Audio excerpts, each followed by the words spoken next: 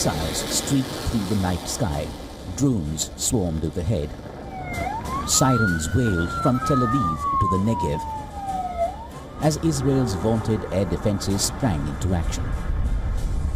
Interceptors racing to meet the incoming Iranian barrage. But this time something was different. As the Iron Dome, David Sling and Arrow systems locked onto their targets, chaos erupted with Israel's own shield.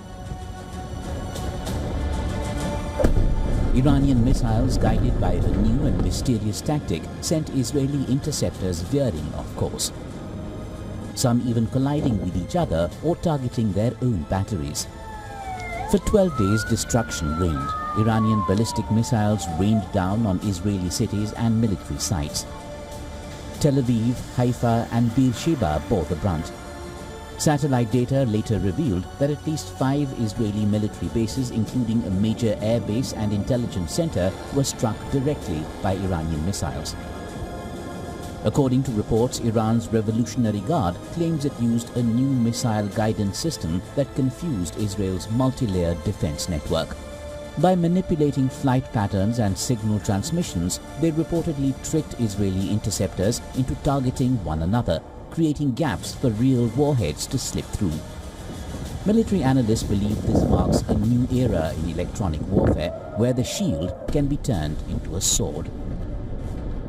The war ended with a US-brokered ceasefire on the 24th of June, but the consequences are still unfolding.